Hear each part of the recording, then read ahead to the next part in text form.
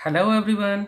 देखिए, जैसा कि आप जानते हैं कि हम इस चैनल पर क्लास 8th मैथमेटिक्स का कंप्लीट सिलेबस कर रहे हैं। तो देखिए, आज हम एक नया चैप्टर स्टार्ट करेंगे, algebraic expressions and identities, chapter number 9। तो पहले समझ लेते हैं कि एक्सप्रेशंस क्या होते हैं या अलजेब्रिक एक्सप्रेशंस क्या होते हैं। देखिए, जैसे कि आपने छोटी क्लास में पढ़ा होगा, हमने लिखा x+3 या फिर 2x-3 या फिर 2y+7 या 4x+7। ये सब क्या है, ये जो हमने लिखे ये सब क्या है, अलजेब्रिक एक्सप्रेशंस हैं। ठीक है, x या y ये सब वेरिएबल हैं, इनकी वैल्यू कुछ हो सकती है। ठीक है, और अगर इसको अच्छी तरह से समझें हम तो देखिए, जैसे ये मैंने एक नंबर लाइन बना दी, इस पॉइंट को नाम दे दिया O, इसको नाम दे दिया x और इस पॉइंट को नाम दे दिया मैंने P।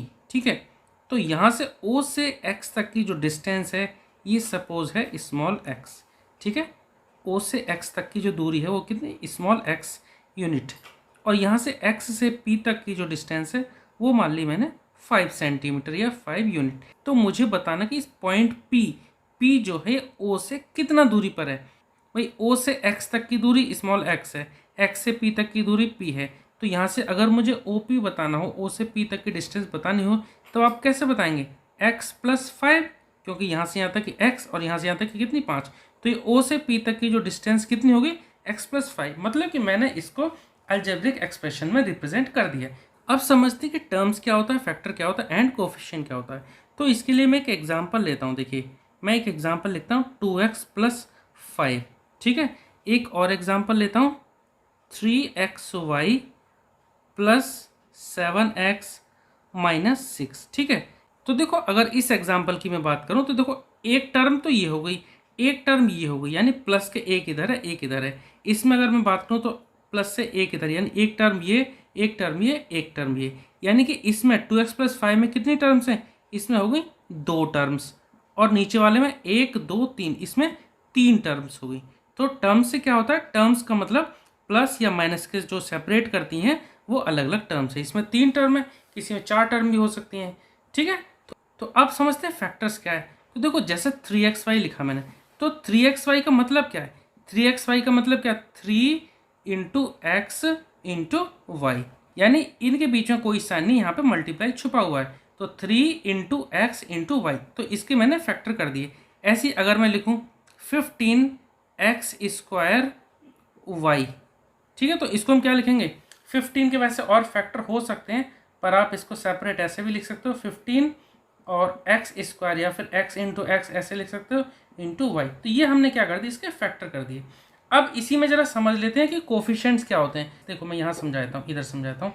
तो जैसे मैंने कोई एक नंबर लिखा 5x, तो इसमें x को छोड़कर जो नंबर है, यानी कि ये जो है ये 5, ये क्या है, ये है कोफिशिएंट।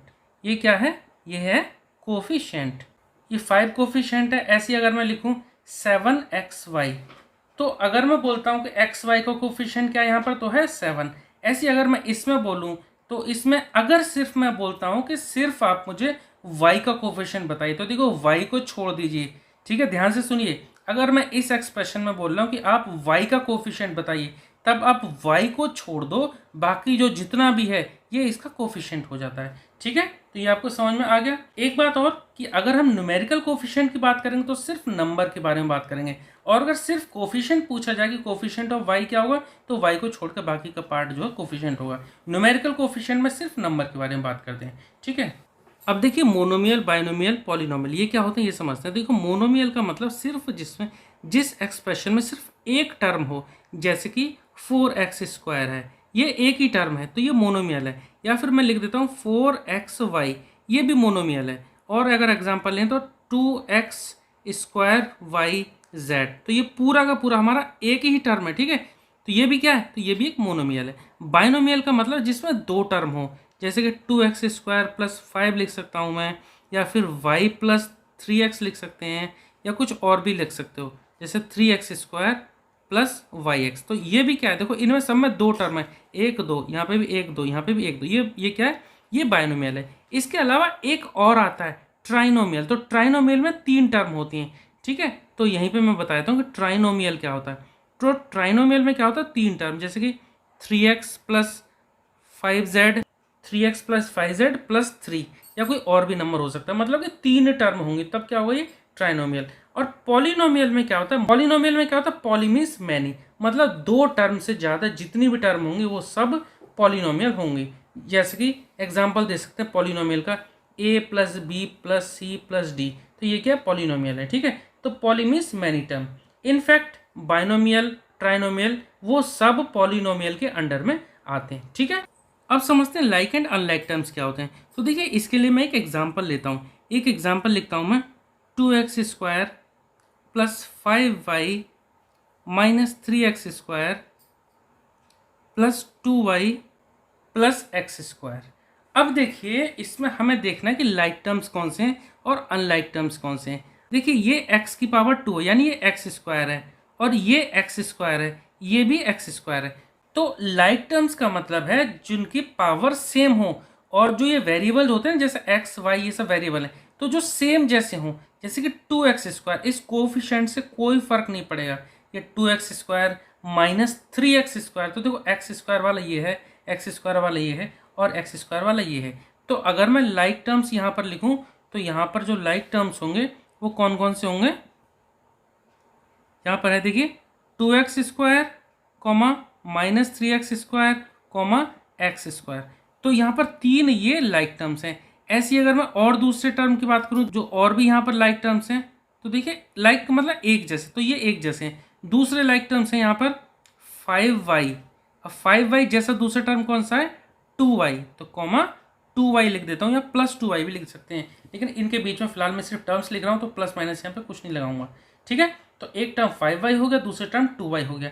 मतलब जो तीसरा भी अगर जैसे 3y हो, 7y हो, माइनस 8y हो, तो वो सब क्या होंगे, लाइक टर्म्स होंगे। तो लाइक टर्म्स में कोफिशिएंट मैटर नहीं करते, लाइक टर्म में ये जो वेरिएबल होते हैं ना इनकी पावर और ये वेरिएबल सेम होने चाहिए, ठीक है। तो ये लाइक टर्म्स है। अगर मैं बात करूँ अनलाइक टर्म्स, तो अनलाइक का मतलब जो एक जैसे ना हो, जैसे 2x² और 5y ये दोनों अनलाइक टर्म है, ये दोनों अनलाइक टर्म है, ये दोनों अनलाइक टर्म है, ठीक है।